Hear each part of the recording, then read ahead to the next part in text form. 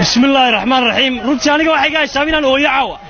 runtii garowana dalxiis baan u joogay farxadana waa la kulmay maxamed cabdilaahi farmaajo dhiiga iyagu raacay iska badaa inaan taageerno dawaba dhiiga iyaga xagee ka soo dalxiisay anigu waxaan ka yimid caasimada gobolka Awdal ee Boorama ee Somaliland laakiin waxa dareenkayga ah maxamed cabdilaahi farmaajo ma aha meesha ka yimiday laakiin waxa uu taa farmaajo bismillaahir rahmaanir rahiim magacaygu waa Cabdishid Cabdi Jaawac aan ahay ururka dhaliyada Soomaaliyeed gudoomiyooga waxaan ka soo boqolay magaalada Boorame ee caasimada gobolka Awdal aad baan ku faraxsanahay midnimadiis Boorame markaan joogaan waayay magaalada Garowe igu dhaatay bishii baa igu soo baxday Garowe aad baan waxaan rajaynayaa Garowe inaan gabadha ka gudsan ku noqday ilaa Boorame bismillaahir rahmaanir rahiim waxaan salaamayaa dhammaan shacabka waxaan ka yimid anigoo laftigeeyo Boorame oo waxaan ahay arday reer Puntland laakiin waxbarasho u jooga waxaan halkaan u yimid inaan daawado doorashadeeda dhulkaygana aan yimid aad baan ugu faraxsanahay farmaajo guul ma ku rajaynaa bahda SBC TV magacaygu waa Cabdiraxmaan Cabdilaahi Faarax kamid ah dhalinyarada ku nool magaalada Garowe runtii caawa ma cabiri karo dareenkayaga anagu sugan iyo farxadda waxaanu leenahay farmaajo ha noqdo midkii dalka diinta iyo dadka baata anfaca deegaanka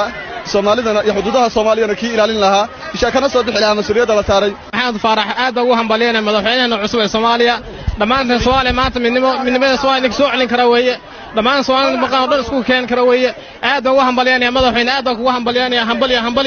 hambaliyo waliga jiro oo joog bismillaahir rahmaanir rahiim madaxweynaha jamhuuriyadda federaalka Soomaaliya mudane maxamed cabdilaahi farmaajo waxaanu sugaynay 10 sano ayaanu sugaynay madaxweynaha waxaan leenahay ha guulaysto madaxweyne wixii aad balan qaaday ayaa laga doonay insha Allah taala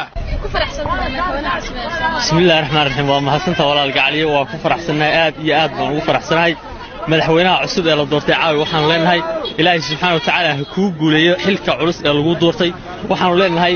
70,000 milyan ka halka isugu soo baxay caawa shacabkaagi waxay ka sugayaan wax qabad iyo daryeel iyo waxaad u ballan qaaday ilaahay kula garab galo hana kugu aadiyo talada feedo toosan baan leenahay aywa Cabdi Muuse Axmed waxaan ahay muwaadin Soomaaliyeed runtii caawa waxaan ku faraxsanahay guusha aan gaarnay waxaan dareemayaa inaan soo gabagabaynay sanado badan oo waxay tahay sanado badan oo shacabku xanuunsanaayeen waxaan dareemaynaa inaan soo gabagabaynay wado dheer